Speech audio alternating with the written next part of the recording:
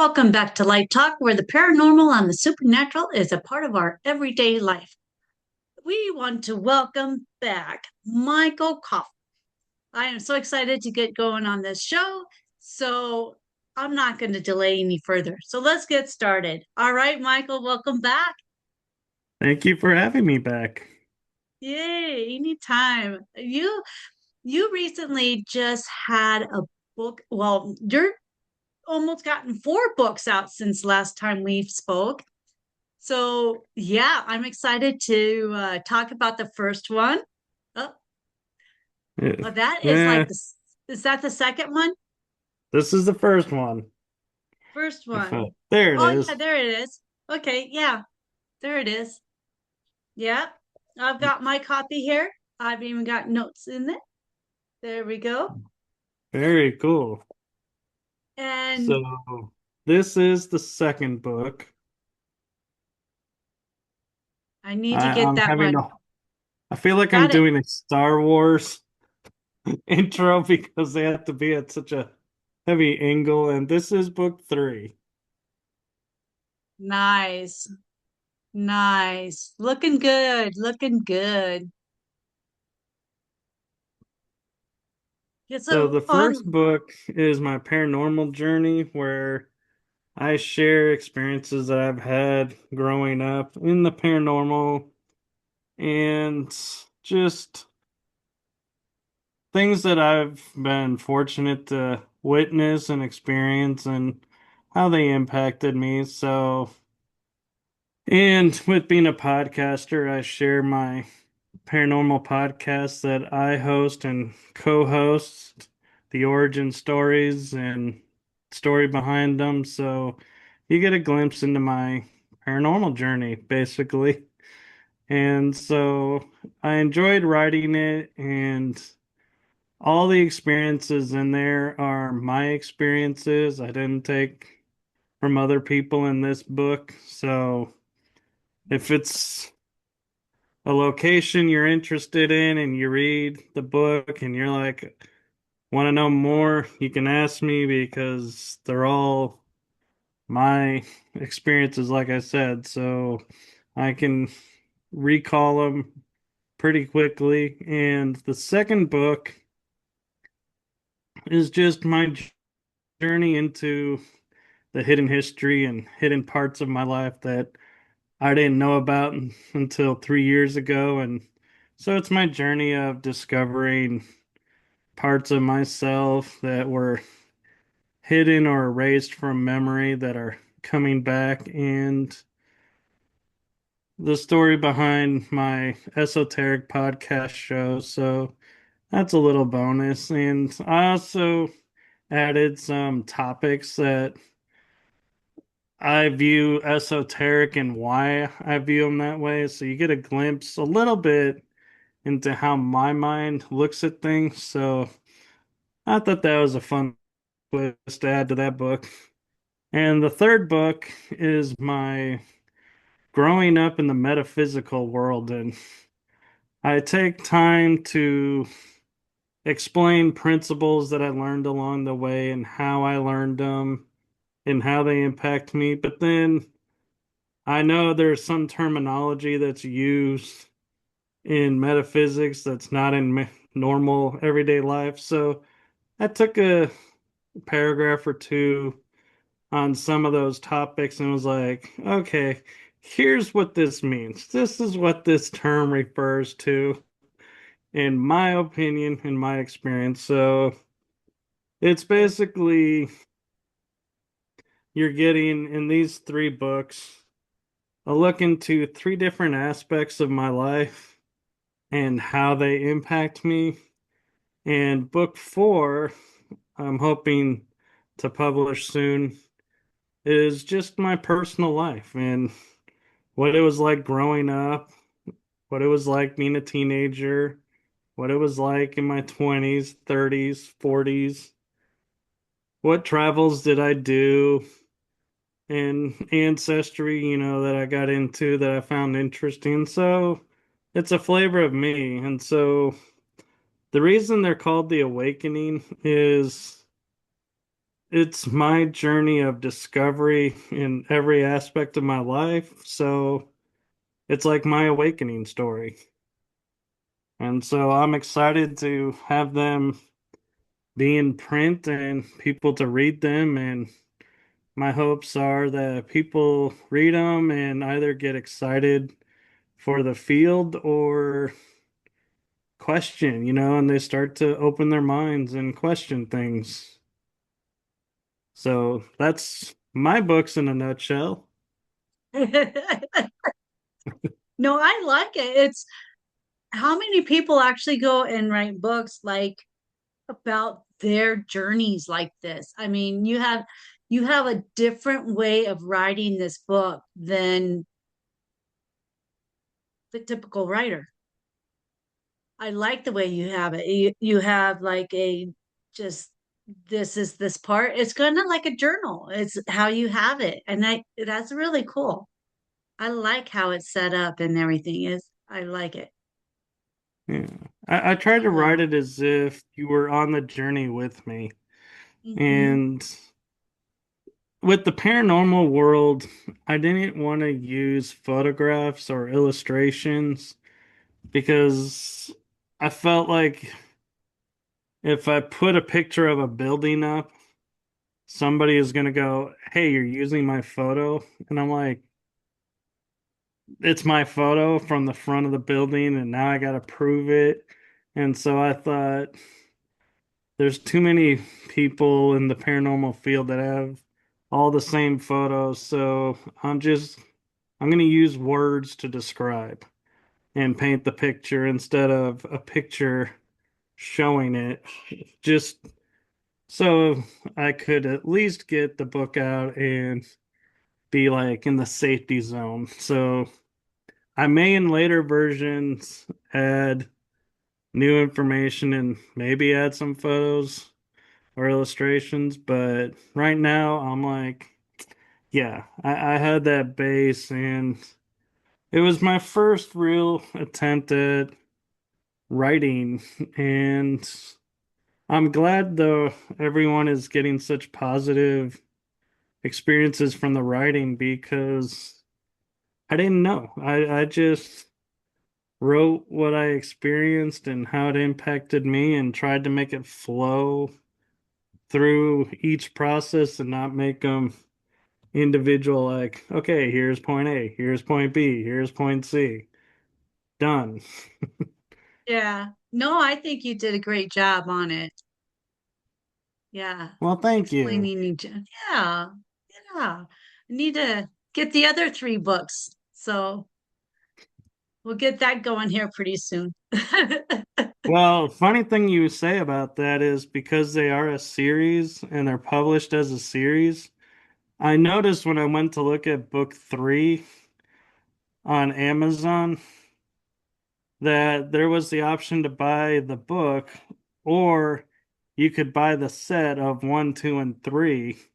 And I was like, wait, when did sets become an option? I didn't know anything about an option for buying the set. So yeah, and I don't know if when book four comes out and the set's completed, if you go and have already bought a book, if you go to buy the set, if you have to buy duplicates or if it'll say, oh, you already own this one, so here's The rest these of them. others, and you can get all the rest at one time. I don't I, control the sets. I only control the individual books. there you go. Well, I'll have to go in and take a peek and see what happens there. Yeah, Yeah. it'd be curious to know because I'm blind about it. I just know I say, here's this book. This is the value I place on it, and people buy it. Great. And I hope they're enjoying them. And if, you know, if they want to set, I don't know how that works. I don't have any control over sets. I only can control the individuals All to right. a point. All right. Well, so we just need to get on Amazon and check it out. Yeah. So I am very grateful to Amazon for allowing me to publish the books. that's awesome. That's awesome. Yeah. Do you have it anywhere else besides Amazon with this Actually, series? right now, I just have it on Amazon, and next year, amongst maybe doing like a second edition to some of the books with more information or different material added, I am looking at branching into the audiobook, and Mhm. I've had a lot of people advise me I should audio record the book. And I'm like, I don't know if I could actually sit and read the book and make it sound good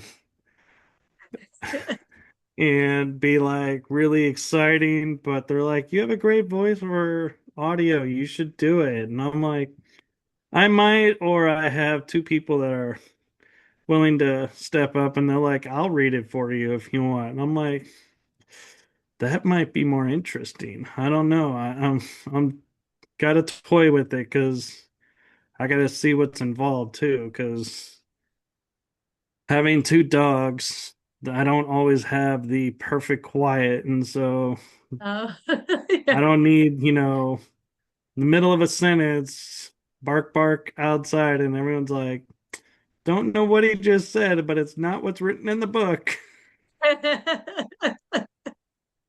Yeah, well, just test it out, do a reading, do a chapter of it or so, and see how it goes.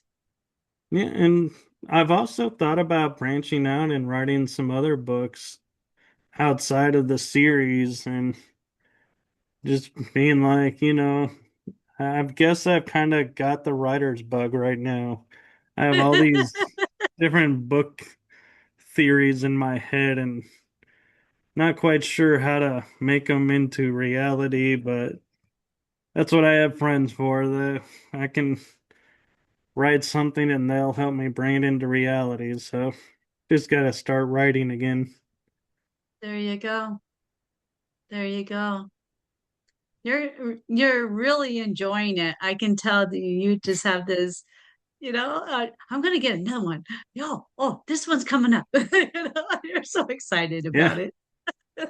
I am, and it's so weird for me in a way because growing up, everybody always, like would talk to me and they'd be like, you need to write a book. And I'm like, nobody's gonna read a book I write. My story is not that interesting. You're just being nice.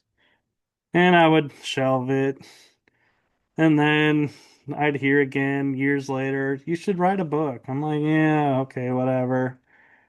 And then I was on a show with an author who just wrote a book and it was a emotional book and I was like, yeah, my story is kind of emotional. I don't want to get into the emotions of it and dig all that up. I'm kind of making peace with it, so I don't want to drudge it up. And he actually said to me, it was quite cathartic. And he said it wasn't as emotional as he thought.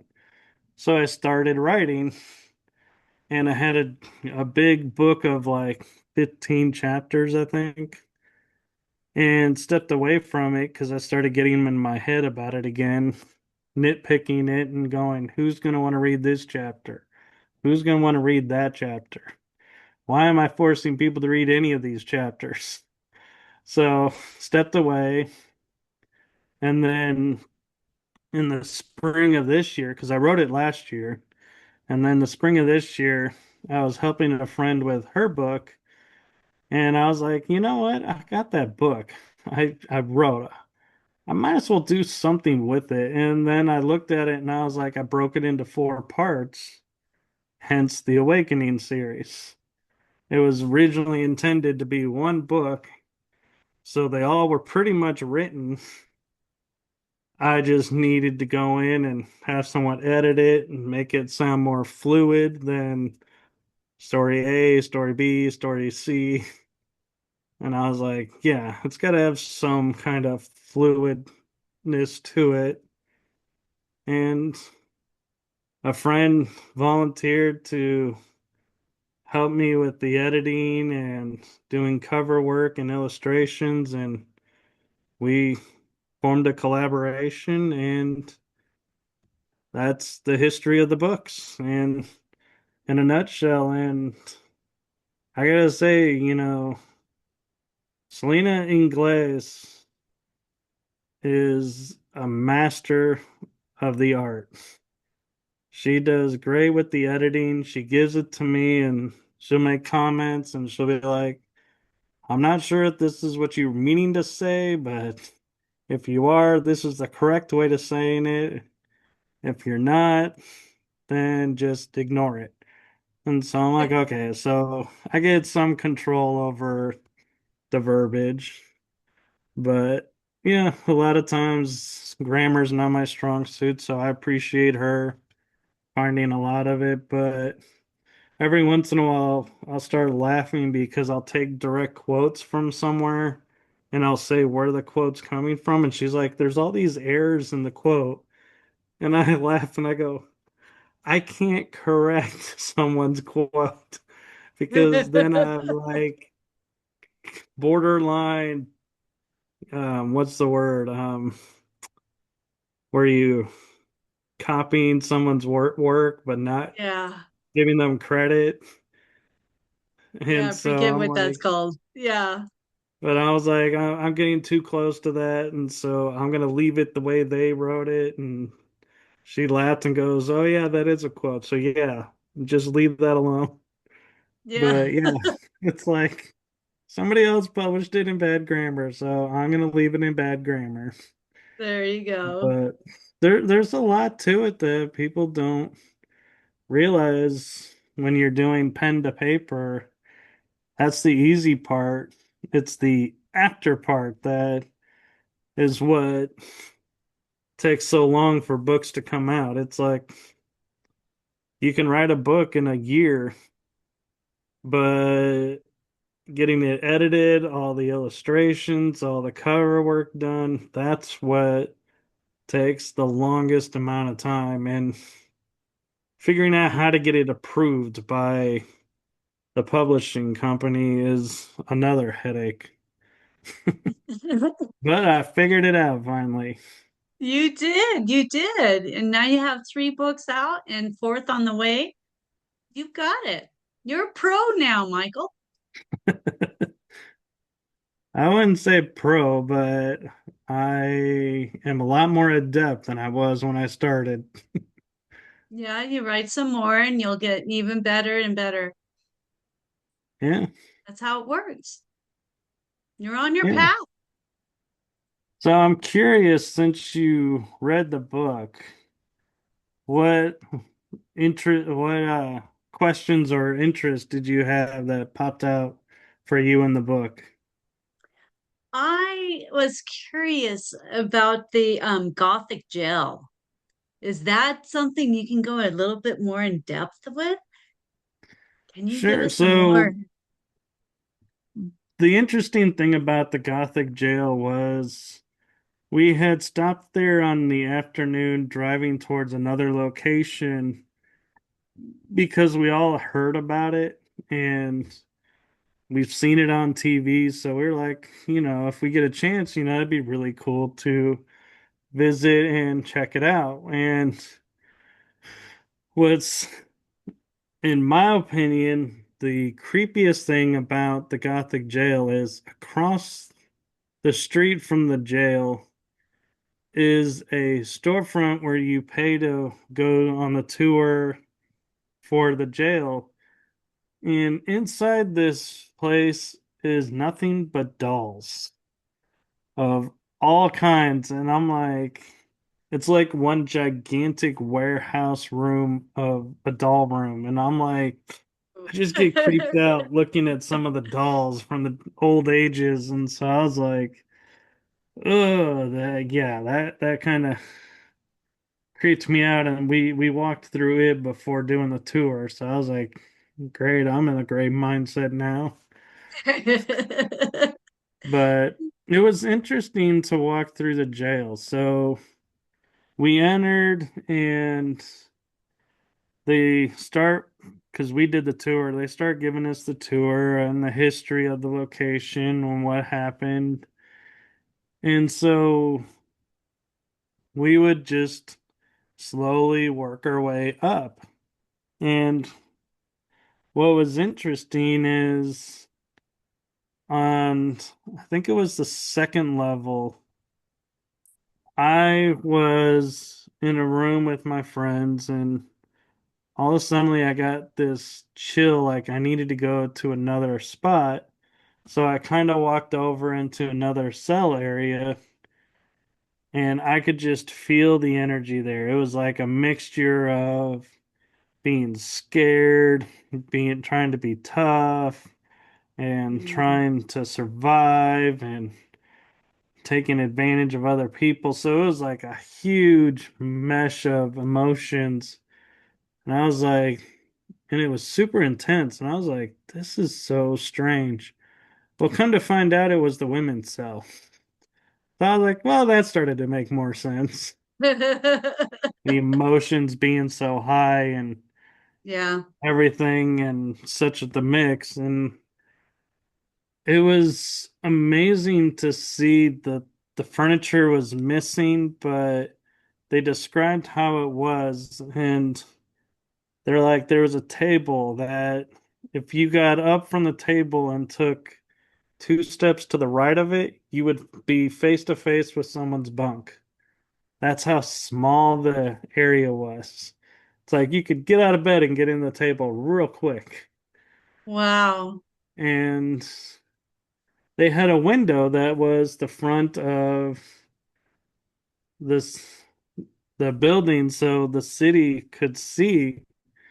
And they ended up they laughingly said they had to put curtains up because as the women were getting ready for bed or getting ready for the day, all the guys would stand outside the jail to watch the show. And I was like, really?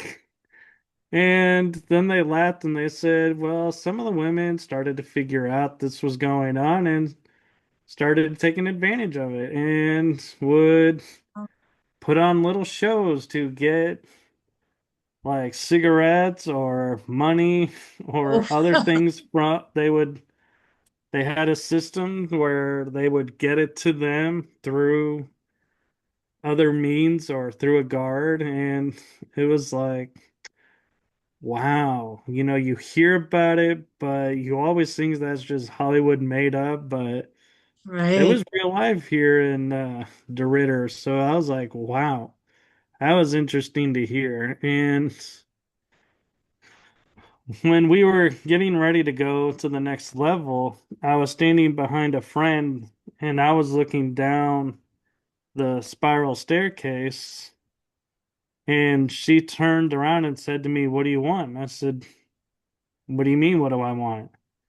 And Hmm. she said, "You plucked my shirt. I felt you tug my shirt. You were trying to get my attention." I said, "I haven't touched you. Wasn't me." And so then we were like, okay, did you see it? Did you see it? Did you? All right. And we were trying to figure out, like, did you do it? Did you do it? No. And so it was like one of those kind of fluke moments where it's like, wow, you know, I never, I've had that happen to me once. And so I was like, I get where you're coming from because that happened to me at a location where something pulled on my shirt and nobody was around. So, So, did you find out who that person could have been that not really pulled your shirt? because we only had so much time with the tour and we weren't on an investigation, so we weren't like guests on an investigation event. Is we literally were just doing a historic tour and they just gave us some of the more spooky kind of stories because we told them we were paranormal investigators. So they were like, okay, so yeah, we can share this part. And the interesting thing is you can only go so high in the jail before they block it off. And the reason is because the next flight up, the landing, is where one of the inmates put a rope around his neck, jumped off, and hung himself, Mm. or was hung. I'm not sure if he took his own life or if his life was taken, but they said they found him hanging in there. So something happened and they just block it off because they say the energy up there is real bad and the ground is kind of weaker up there than the other spots. So they're Wow. like, okay. But we ended up going outside onto the roof area where you could see down on the city around, and it was kind of interesting to see this Gothic architecture so up close. And it's one of those buildings that if you drove by it, you would never think it was a jail, but Oh, it is a really? jail. It looks like a old style, like Gothic, almost like a small church maybe, but it's not. It's a jail, or was a jail, and it was quite impressive. And Mm. I will say it lets me wanting to go back. Uh, and it is quite a drive to go to DeRidder from my place, but I'm hopeful I'll get some friends together and we may, if not next year, maybe the year after, go back and be like, we want to do a full investigation. We don't want the tour this time. We want to experience and find some answers. So Yeah. we'll see if that happens. Yeah, that would be really interesting to find out. Yeah, and there is something I will say going walking through jail cells that are no longer in use. There is something humbling about it because you realize this could have been you in here if you had made different choices in your life, and you get to see what conditions were like, and you kind of leave there going, I'm so glad I made the choices that I did. I really don't think I could have survived in that environment. Yeah. Yeah. It's pretty crazy. We have a museum around here, and my son, every time we've been in there, we there's a one little spot that has a single cell, and it's got this guy in there, and he's got a cup of water and a slice of bread and everything in there. And every time my son goes by there, he gets a really off feel. So it's like Yeah, really interesting. He gets the feel throughout that museum. And it's like, I haven't had it except for one experience, but that gel, it's something about that one. yeah. Jails are notorious for being haunted, depending on one, the treatment of the prisoners that were there. Mm. Two is its proximity to water. And three is the treatment of the prisoners to themselves amongst their own population. And so Yeah.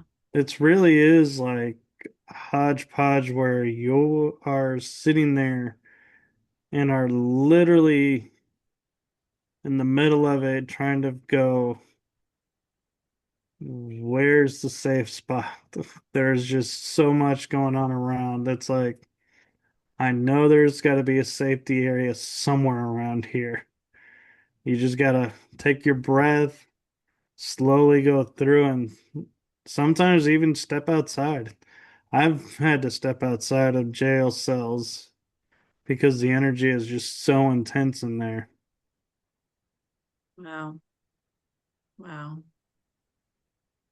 That's really crazy. That's really crazy. Should we go on to the Broken Bow Sure. Asylum? So the Broken Bow Asylum is a unique one because my friend who was the owner of it bought it from a haunted house group. And so they're the ones that kind of named it Broken Bow Asylum. And it was kind of like set up to be like a nursing home or rehab center where there's a nurse's station where these two hallways make a T, and it goes a little bit beyond the nurse's station, and then it's the end, and then it goes the other way towards another side of the building. And so it was like this giant U, but because of the entryway they put in, it kind of made it look like more like an E, a capital E, where you have the two long and then the short in the middle. Oh, But so the story when I first went there was an area where there was lumber and tools. And they said the workers came to do some work. Something happened. They never really said, but they fled the work site and left the lumber and all their power tools and tools behind. And we're all left to the imagination of what would make you leave very expensive equipment behind. And so we were like, interesting. And when you walked past the spot, because she left the wood where it was and got rid of the tools that were dangerous to be around, but you get it's still pretty well set up to where you get the idea that everything was just abandoned there. And there was an energy there of, yeah, you were being watched. And so I ended up investigating the location probably 5+ times and got a special shirt for it, which was kind of funny because didn't even know that was a thing until I was handed one and was like, wow, cool. But the experiences there really were designed, I think, to test the investigator. The spirits there knew what they were doing, what they needed to do. And the reason I say to test is on one occasion, I was walking into the room while the owner and her friend were doing an experiment. And I was like, okay, and I'm being really quiet. And I turned to leave the room and I get frozen in space because something hit this old restaurant style buffet stand that was in there. I think it was left from the haunted house, honestly, but something hit it, and I was like, I didn't want to turn around because I didn't want to see what was standing there. But at the same time, I didn't want to leave because I was like, I'm a paranormal investigator. This is what we are here for. So I finally turn around and there's nobody there.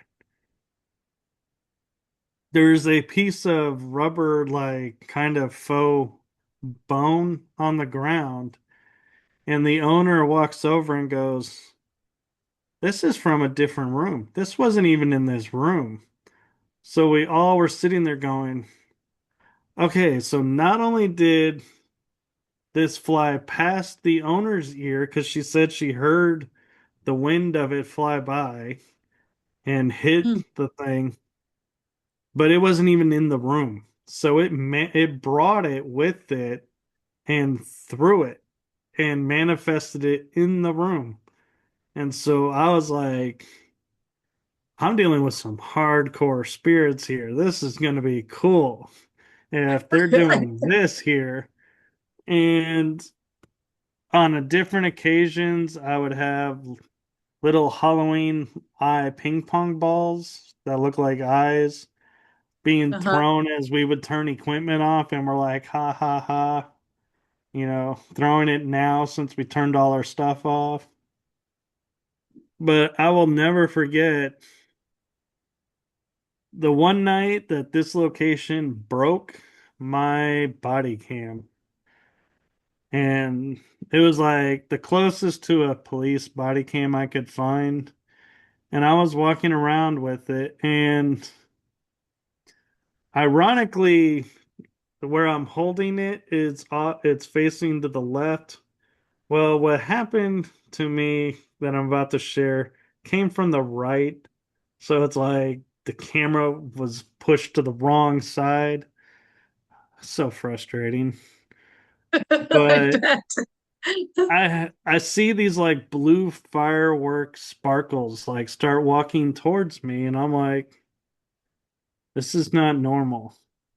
So I stop and I'm standing and I'm in the hallway right next to the nurse's station. And all of a sudden I get this feeling like something is standing right in front of me.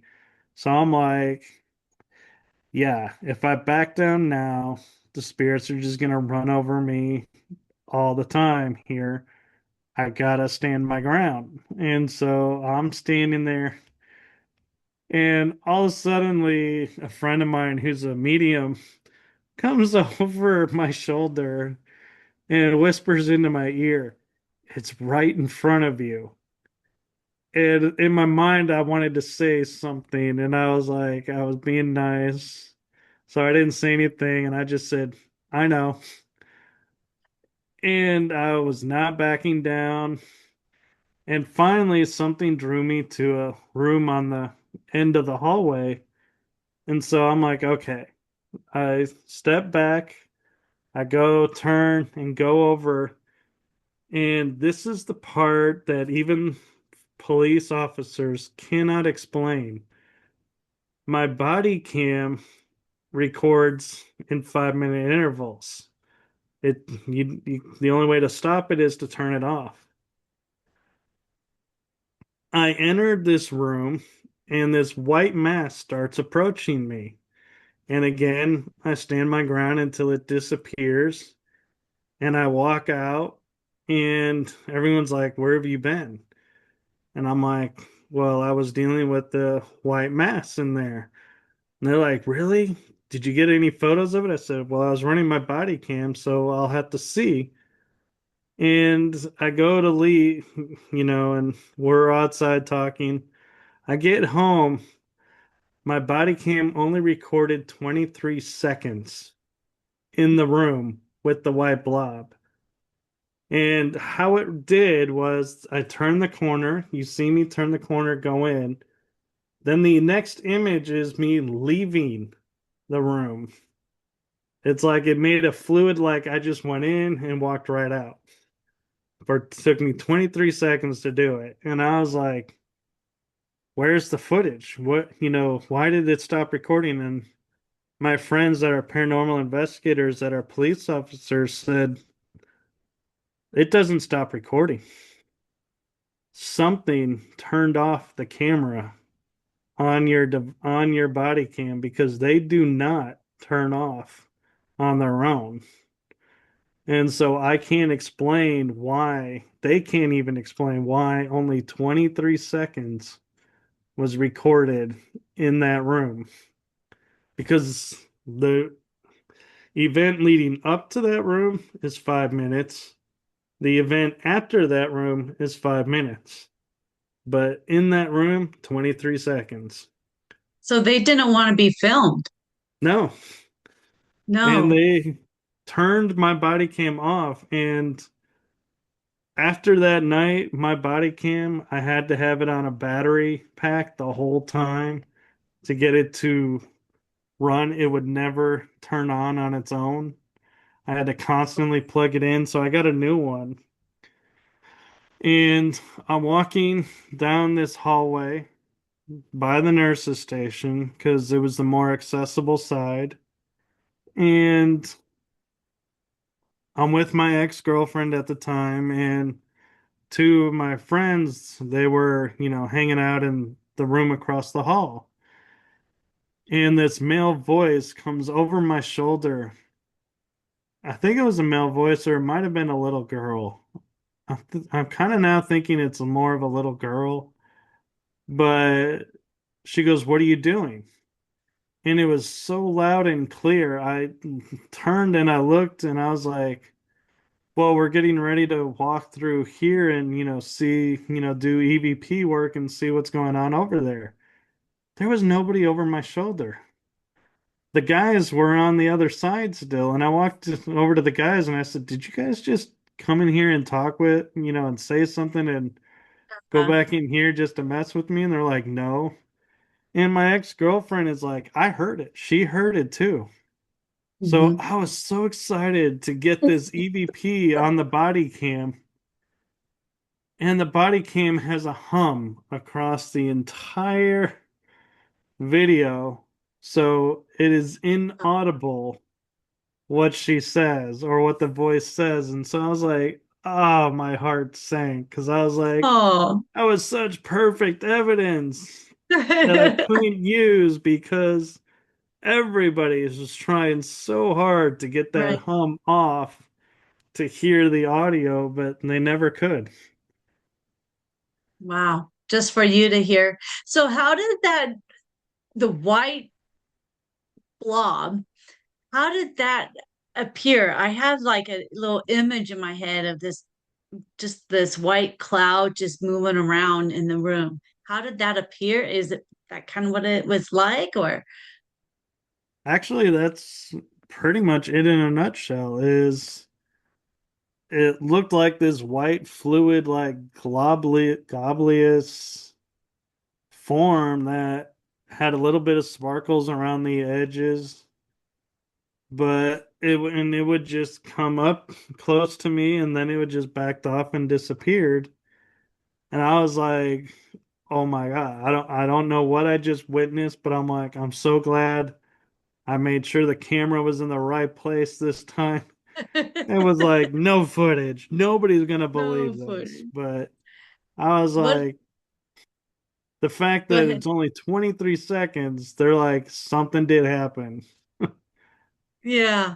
So what is your feel of what that was? Do you think it might have been an actual spirit in the asylum, or is it somebody that was there to speak with you? Because I'm getting this feel that it was like a spirit for you. Well, so the first spirit that was the blue sparkles, that was, I want to say Nick, who was the spirit there who didn't like guys. He more preferred the women investigators that came through and was friendlier with them.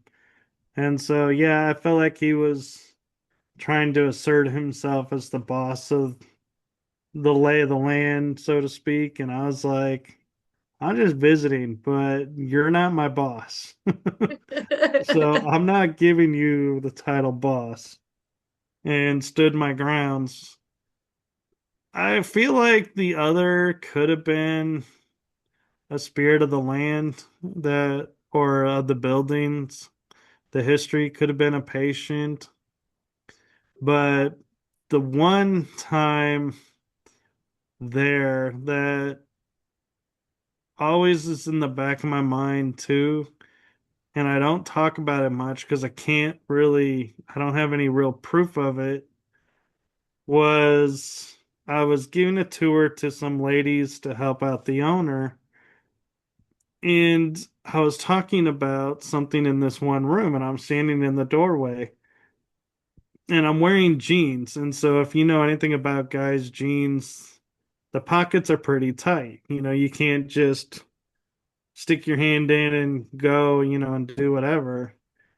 Hmm. Well, all of a suddenly, I felt my pocket like get pulled down a little bit, and I was like, "Whoa, whoa, whoa! Who's in my pocket?" And come to Hands find up. out, I think a kid was looking for candy or something in my pocket. Oh, oh, so But maybe yeah, next I time was have some candy. So is that well. Unfortunately, the owner that this lady was had got it from took back the rights to it and closed it down and was gonna, last I heard, was tearing it down to build a new building. So unfortunately, Broken Bow Asylum is no longer, as far as I know, accessible to people. But the spirits could still be there even though they build over it, Oh, they'll right? they'll definitely still be there. Yeah, that's what I was thinking. So you go back after it's built and if it's not already built. Yeah, it would be interesting to go see what they built there and be like, so, have you guys been having some unusual stuff happening? Yeah. Yeah. Yeah, those places seem to be very active, very, very active asylums and hospitals. So you went through like a portal. Can you give some descriptions of how that happened and how you felt during that? Sure. So, the one we're talking about is my video in Lavaca County Jail, and it was an off night for me because the whole night I was feeling like something was hunting me.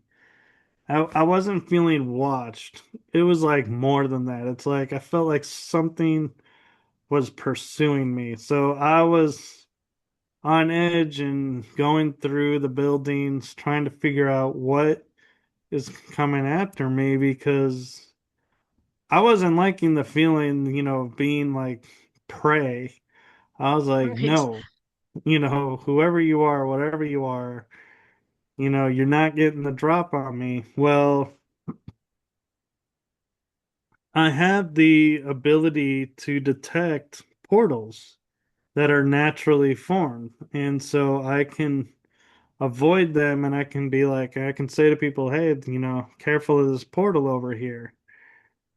Well, the team I was with were on one side of the men's jail. I was on the other side, and they were sitting at a table. And so I'm walking through the cell and I hit the doorway between the two cells to make the turn to go out. And the next thing I notice is I'm like, I feel nothing. It's like my entire awareness is gone. I'm like, don't know where, what's going on. I'm just basically feel numb, like nothing. And my eyes are closed, and I'm just like, I just felt almost like literally being put to sleep. Oh, wow. Like there was no energy left. There it was like zapped, gone, and everything. And then the next thing I know for me is my shoulder is being tapped, and I literally fell to the floor, and my head hit the metal floor, the steel floor, and I snapped to, and I'm like, what's going on? Why am I on the ground? And they're like, you were not responsive. We don't know what was going on with you. You were not communicating. We could not get your attention. And so I was like, what are you talking about? So they show me the video and they're like talking to me, and I'm saying nothing. I'm just leaning with my head against this door frame that's metal, and I see him gently touch my shoulder and I go crashing down. And so I was like, what in the world just happened? And I Yeah. was rushed outside and regrouped, got my, energy back up, and that energy that I felt like that was pursuing me was gone after this point. So it's like whatever it was got what it wanted, and left. And so I Wow. talked to a friend in Colorado and I'm telling him about this. And he goes, "You stepped into a portal." I go, "What? I can sense portals." He goes, "No, somebody made this portal and you got stuck in it. That's what happened to you is exactly what they say happens to people who get stuck in a portal." And I was like, "Okay." So he gave me something to help keep me from getting stuck in portals anymore. But I went back and I realized I can sense natural portals, but I can't sense man-made portals. And I started thinking about it and going, paranormal teams have gone through there.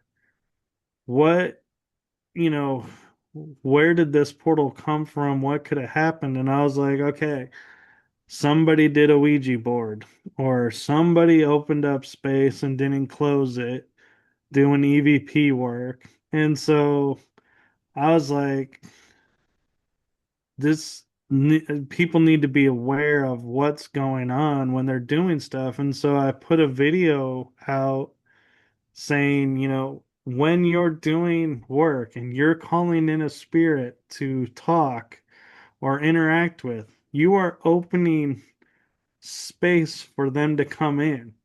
You have to close that space when you're done. If you don't, this is left open and anything can come and go. You're creating a dangerous portal, which is what happened to me, getting stuck in it. And so it was like kind of like I'm yelling at them to knock it off because this isn't cool Oh, doing this. But at the same time, I'm trying to be the responsible paranormal investigator and going, okay, I'm making y'all aware. This is, I don't care if you've been doing this for 30 years or 3 days. If you're inviting something in, you're opening space. So do not leave this open. We have to close this. It's not fair to the owners. It's not fair to the other spirits there. So please close these when you're done. So this doesn't happen. And then I show the video of what happened to me. So it's like, now that I've got you all geared up and like, yeah, thinking, okay, whatever, let me show you what's going to happen to somebody. yeah. And I was Yeah. fortunate I had people to get me out of it. So it was, so you were like on the doorway of it, or did you actually cross over into that portal and got stuck Oh, there? I was in the port. I stepped into the portal, but my body was left leaning against the metal door frame. So it was either on the ground or maybe in front of the door. So I don't know exactly where it was. And in full disclosure and transparency, I never went back to that location to close it. So I'm hoping it's not still open. I haven't wanted to go back because I don't want to get stuck in it again. So I'm kind of like keeping my distance right now from that location. Yeah. Yeah. So you just kind of went, I'm just trying to get a good grasp of how it, so you were feeling just numb. Because I know at one point in February, I was driving and I had like a, I don't know if you would call it out of body or how it all went. I'm still trying to kind of fully figure that one out. But I was like behind me in spirit. I was like an orb behind me, trying and trying to say a single word. I was having a hard time trying to say a single word. So I'm just trying to feel okay, you were just kind of like an orb or you just kind of energy that you felt that once you crossed your soul crossed over, but your body stayed. So it sounds to me like you're experiencing an out of body experience. that was different from me. For me, it wasn't an out of body experience because I wasn't looking down on myself. It was like something just latched on, drained every ounce of energy I had in a second, and I was just left there.